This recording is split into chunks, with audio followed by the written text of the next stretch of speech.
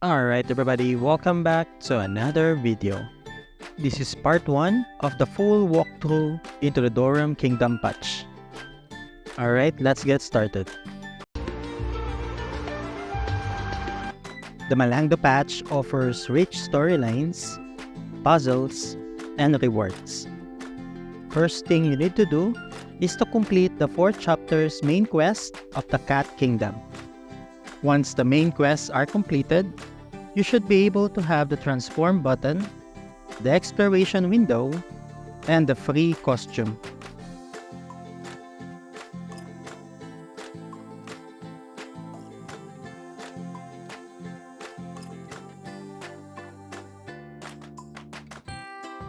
The transform button allows you to change your race from Norman to Doram or from Doram to Norman, depends on the current race. You can see a cat eye icon if you are just using the transform button.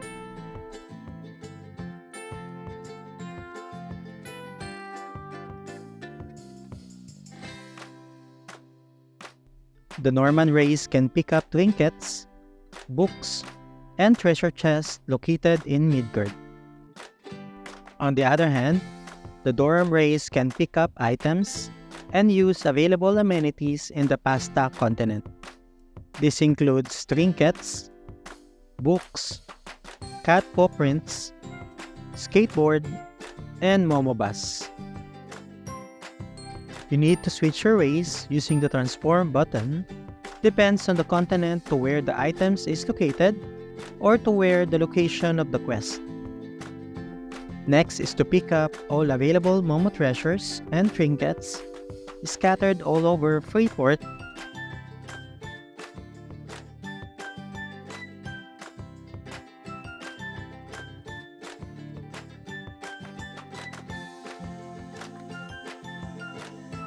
Malangdo,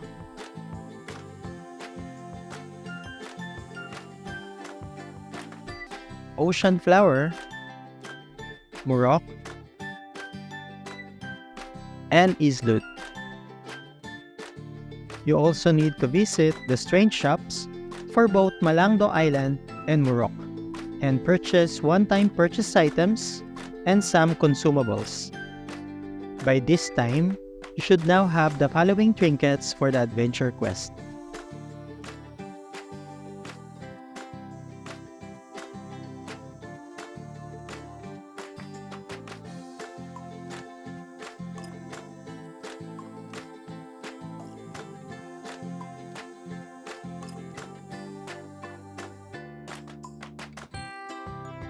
Some quests also needs a special buff from divination, items, and interaction. Next is to grab a buff from Nala NPC via the daily divination.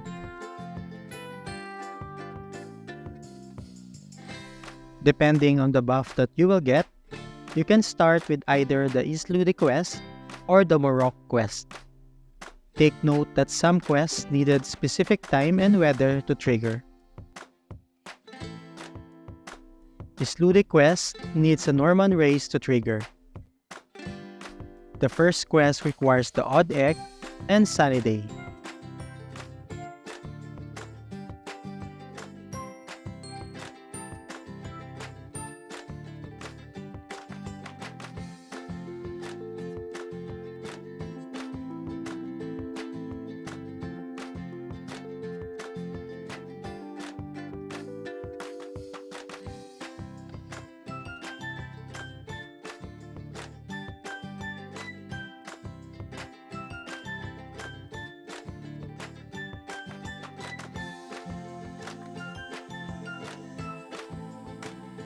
The second quest requires Strange Power Buff and Sunny Day.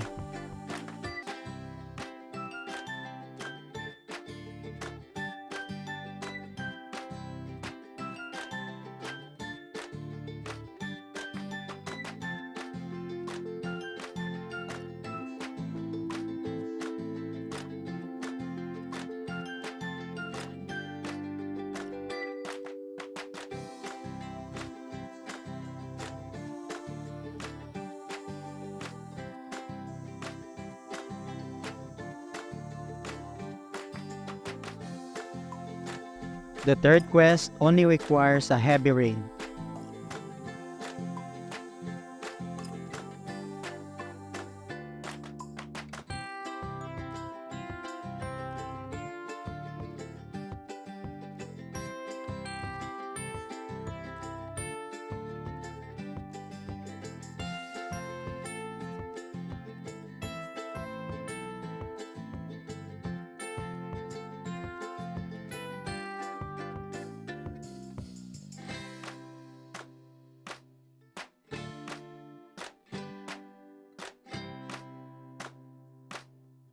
The fourth quest only requires sunny day.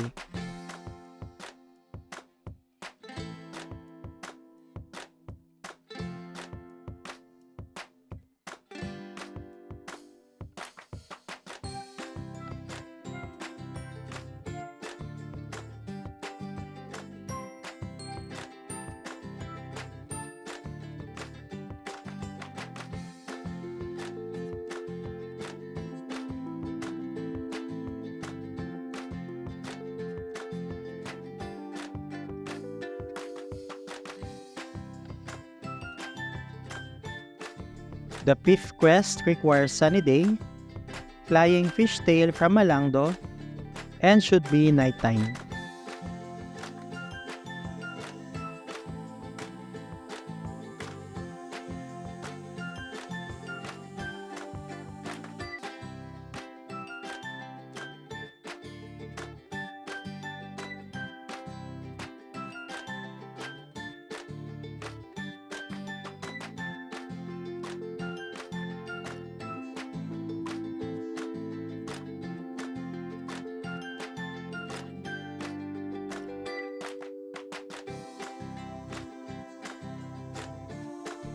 The sixth quest requires heavy rain and expired lottery tickets from Izlude.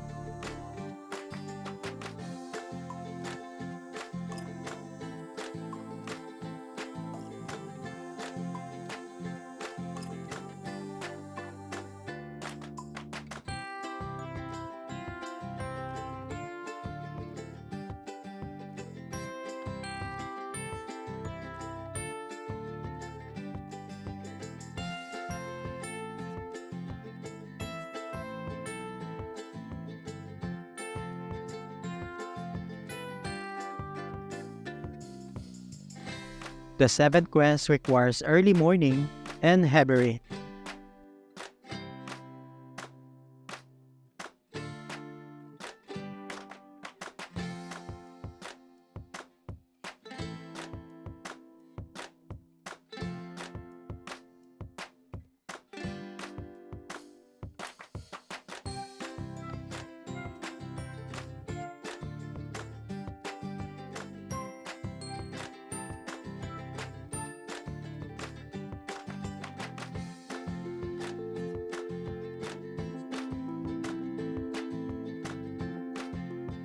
And the last quest requires sunny day and competitor badge from Morroc.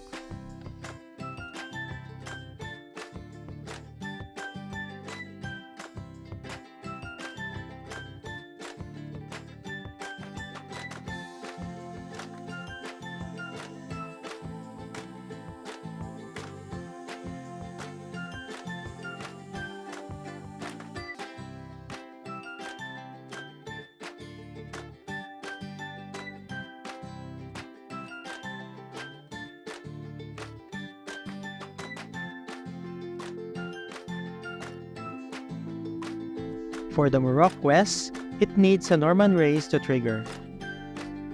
The first quest only needs you to walk to the designated location to trigger.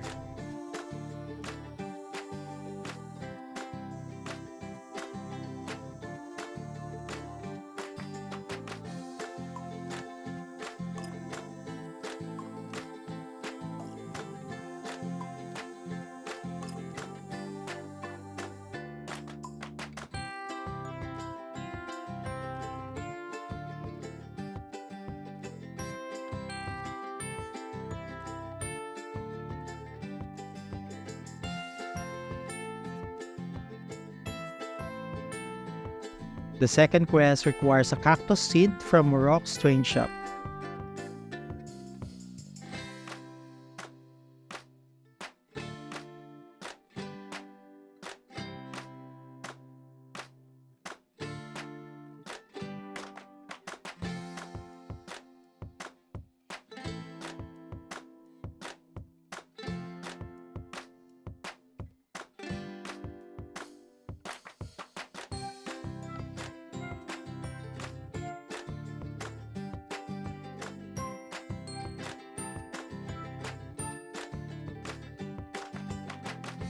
The third quest requires nighttime to trigger.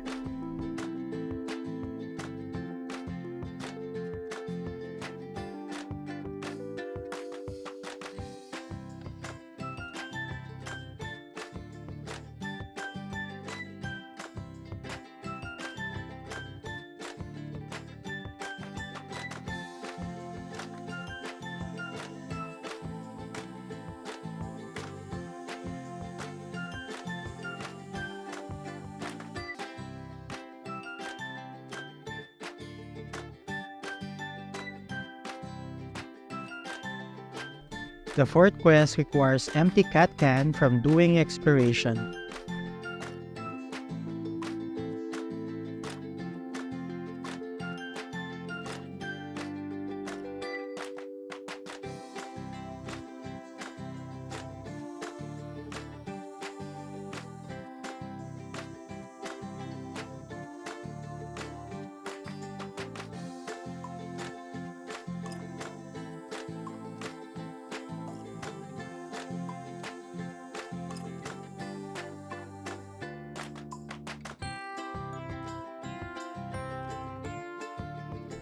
The fifth quest requires the music sheets from the Morroc castle.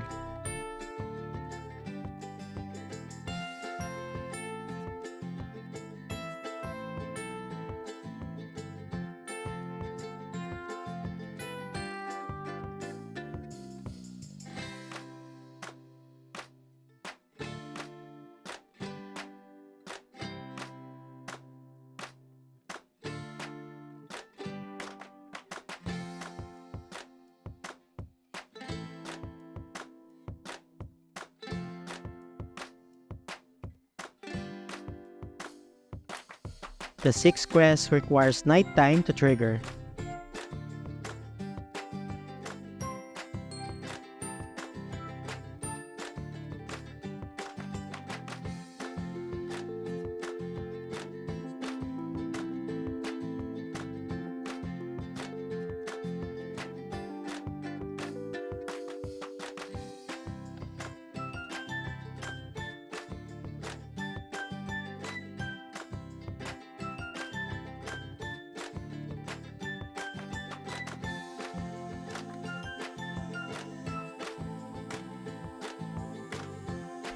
The seventh quest requires the gorgeous cloth from Morocco.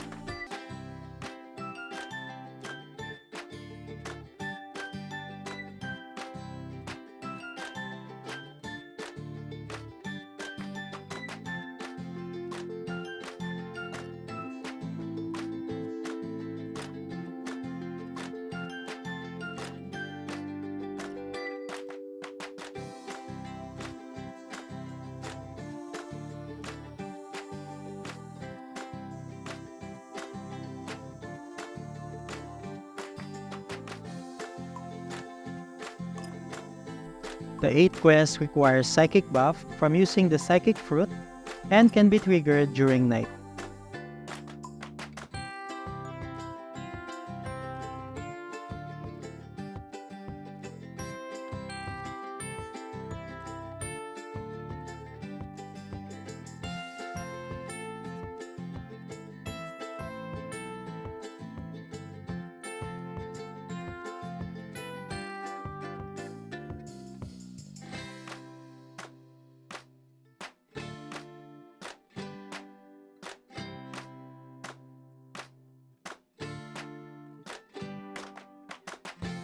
And the last quest requires a good mood buff from daily divination.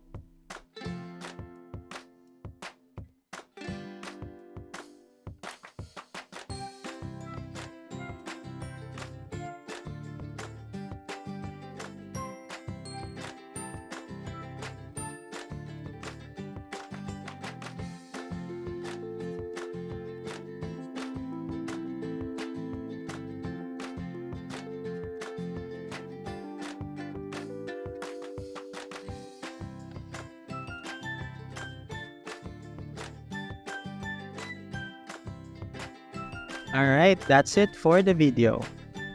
Please help me out by clicking the like button. Also, please subscribe to our channel if you haven't yet, and I'll see you guys on our next video. Thank you for watching.